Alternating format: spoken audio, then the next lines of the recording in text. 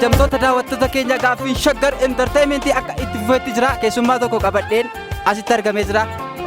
Dura maqaa keerraan eegala. Amanaa Kabbadaa jedhama. Amanaa Kabbadaa. Tole egaa harrii maali? Guyyaansaa guyyaa Sillaaseeti. Harrii guyyaa Sillaaseeti. Hayyee Sillaaseedha harrii. Guyyaa har'aa kana ayyaanatu jira. Ayyaana maali? Ayyaana guyyaa Sillaasee kan jedhamu tokko har'a guyyaa wannoo hin naggata. Hin naggata rammeettani. Hin naggasa harri Sillaaseen. Akka Oromootti garuu eebila 15 yaa gootota Oromooti harri. Guyyaa kana yaadata yookaan beekta? Guyyaa kana yaadachuu hin dandeenye garuu. Hin beektu miti? Durattis hin beektu? Duratti illee nan beekaa hojiin wanti goreen irraa fadheetta. Hojiitti gortee dagatte. Tole gaamee akka naannootti yeroo Sillaasee kana sirboota sirbaman keessaa tokko ni yaadataa naannootti? Aliyyee. Sirba yaadachuu hin dandeenye ammaa garuu. Tole egaa gaaffiin keenya akkuma itti fufetti jira. Keessummaa tokko qabadhee asitti argamee jira. Hayyee maqaa keessa? Maqaan kiyya Gazzaanyii Dabbabaan jedhama. Gazzaanyii Dabbabaa guyyaarraa guyyaa maali? Guyyaan har'aa guyyaa Sillaaseeti yookiin immoo guyyaa torba. Kanaafuu akka seera Ortodoksiitti guyyaa har'aa guyyaa Sillaasee guyyaatti kabajamuudha jechuudha ji'a ji'aanii. Kanaaf waan ta'eef guyyaa har'aa kana egaa nuti guyyaa Sillaasee kana kabajaa jirra. Guyyaa Sillaaseeti harri. Eebila jechuun maal jechuudha? Eebila jechuun ji'a 8ffaa jechuudha.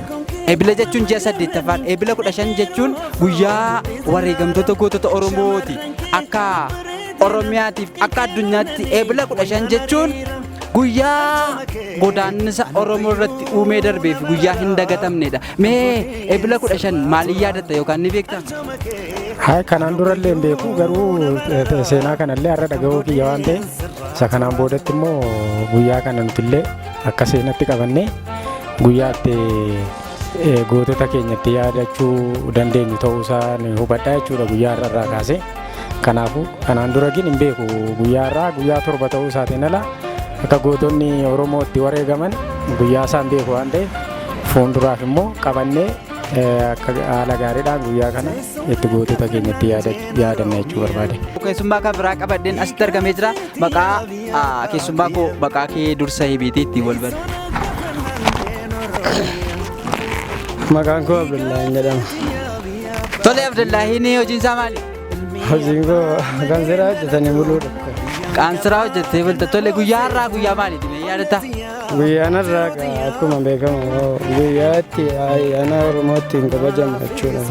Tole mee sirba tokko daawwattoota keenya nuuf affeeri. Sirba kamiin jaalatta? Sirba afaaniin naa jedhu. Xiqqoosi. Sirba Haacaaluu Hundeessaa. Tole jedhi qaba. Sirba Haacaaluu Hundeessaa. Sorbee sonnee sirbi na keessi keenya madaa sorbee sirbi na keessi keenya madaa saaqi sanqaa ejjii mirmaan mormaara gadaa saaqi sanqaa. Keessummaa tokko qabadheen asitti argamee jira. መጀመሪያ ስምሽን ከስምሽ? እሺ ፍሬዎት እባላለሁ። እሺ ፍሬዎት ዛሬ ቀኑ ምንድን ነው? ዛሬ አርብ ነው። ዛሬ አርብ ነው እኮ ቀኑን ታስታውሻለሽ? ምንድን ነው ቀኑ? ቀኑ ዛሬ አርብ ነው። አርብ ነው ግን ምንድን ነው? በዓል ነው። በዓሉ ምንድን ነው? ዛሬ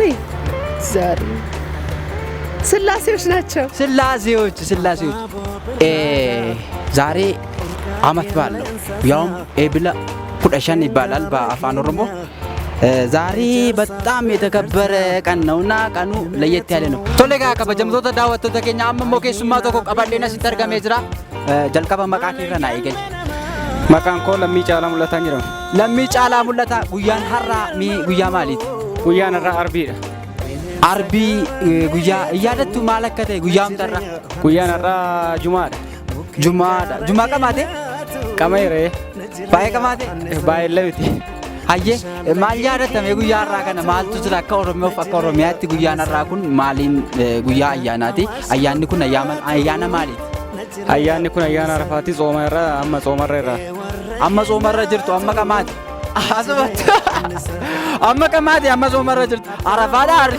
Yaa ka soomadha sooma keessa irra ammaaf. Oromiyaan soomaa jirti? Oromiyaa ton ta'in ayyaanni keenya musliima. Tole Egaa ulfaadhu eebila 15 yarri eebila 15 jechuun guyyaa wareegama gootota Oromoo gammoojjii Somaaliyaa keessatti wareegamanidha. Boolla tokkotti addan baanu nuti wallaahi billaahi Oromoo taanee baanee Somaalee taanee hin gallu jedhanii bakka tokkotti wareegamanidha. Guyyaa kana yaadataa yookaan maal himee guyyaan kun akkasiif? Kanaafis guyyaan kun guyyaa amatti dubbattedha. Guyyaan amma naan dubbadheedha.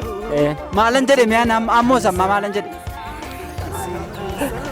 Isan amma jedhe irra deebiinaa jedhe. Naan qabamne. Tole egaa kabajamtoota daawwattoota keenya amma immoo keessummaa tokkoon qabadhee dhiyaadhee jira. Mee keessummaa kootiin wal bara? Ayyee maqaan koo Falmataa Fiixumaa hin sarmuu naan jedhanii. Falmataa Fiixumaa hin sarmuu. Mee arri guyyaa maalii yaadata? Guyyaan har'aa akkan keenyaatti guyyaa torba guyyaan isaa guyyaa jimaataati. Akka lakkoofsa warra adiitti guyyaa eebila 15dha.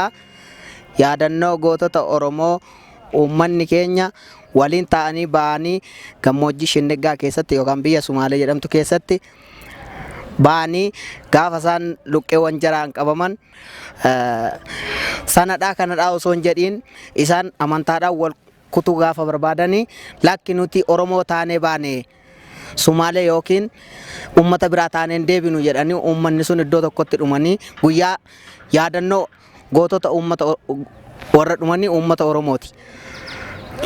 Tole guyyaa kana ummati kun kabajaa jira yookaan waggaattan 2-5 darban kana ummati kun kabajaa ture? Uummanni keenya kabajaa ture garuu uummanni jaraa immoo silas maal kabajare uummanni keenya immoo warri seenaa beekan hin kabaju warri seenaa beekne immoo maal kabajure.